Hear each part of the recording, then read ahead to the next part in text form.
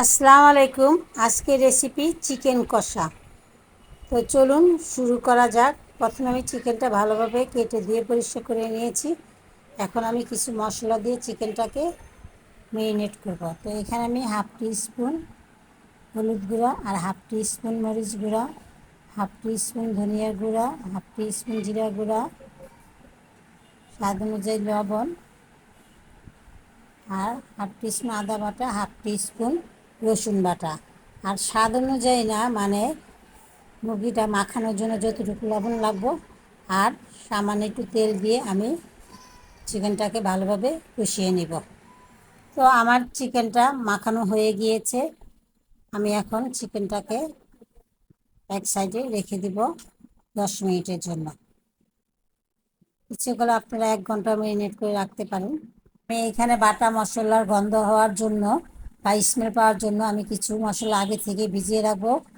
তো 1 টিস্পুন হলুদ গুঁড়া, 1 টিস্পুন ধনিয়ার গুঁড়া, 1 টিস্পুন জিরা গুঁড়া, 1 টিস্পুন মরিচ গুঁড়া, স্বাদ অনুযায়ী লবণ, 1 টিস্পুন আদা বাটা, 1 টিস্পুন রসুন বাটা, আর দিব সামান্য একটু পানি।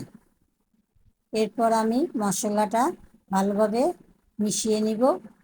মিশিয়ে নিয়ে আমি আধা ঘন্টার জন্য মশলাটা ভিজিয়ে রাখবো।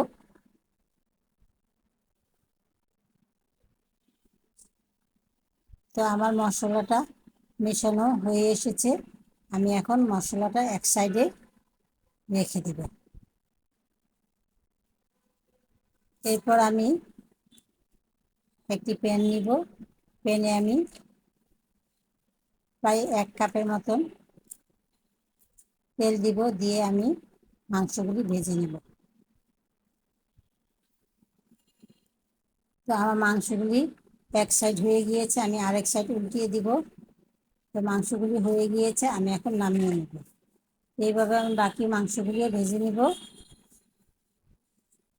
সব মাংস ভাজা হয়ে গিয়েছে, আমি এই তেলেই রান্নাটা করে নেব। তো আমি এখানে প্রায় 1 কাপ পেঁয়াজ দিয়েছি, আর 2টা তেজপাতা, 3-4টা দারচিনির টুকরা, 3-4টা এলাচ, 4-5টা লং, আর 10-12টা গোলমরিচের গুঁড়া। এরপর আমি পেঁয়াজটা ভালোভাবে ভেজে নিয়েছি।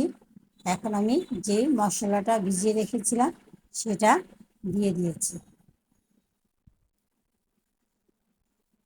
এরপর আমি ভালোভাবে আবারও মিশিয়ে নিব। এরপর আমি মশলাটা প্রায় 10 থেকে 12 মিনিট কষিয়ে নিব। তো মশলাটা প্রায় কষানো হয়ে গিয়েছে, আমি এখন ভেজে রাখা চিকেনগুলি দিয়ে দেব। তো চিকেনগুলি দিয়ে আমি আবারও ভালোভাবে মশলার সাথে মিশিয়ে নিব আর ঢাকনা দিয়ে ঢেকে 10 মিনিটের মতন রান্না করে নেব।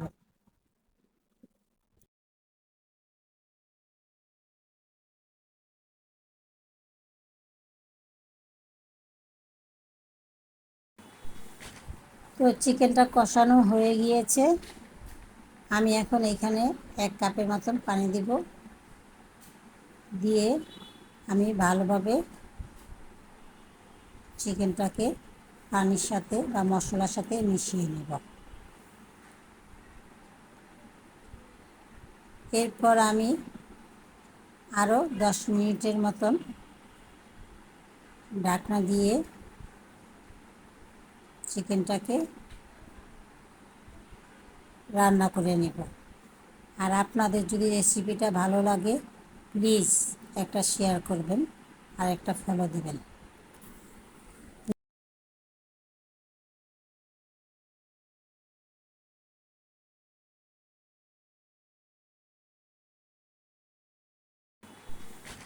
তো চিকেনটা কষানো হয়ে গিয়েছে। আমি এখন এখানে 1 কাপের মতন পানি দিব, দিয়ে আমি ভালোভাবে চিকেনটাকে পানির সাথে বা মশলার সাথে মিশিয়ে নেব। এরপর আমি আরও 10 মিনিটের মতন ঢাকনা দিয়ে চিকেনটাকে রান্না করে নেব। আর আপনাদের যদি রেসিপিটা ভালো লাগে প্লিজ একটা শেয়ার করবেন আর একটা ফলো দিবেন। তো হয়ে গেছে, আমি এখন নামিয়ে পরিবেশন করব। তো হয়ে গেল আমার চিকেন কষা।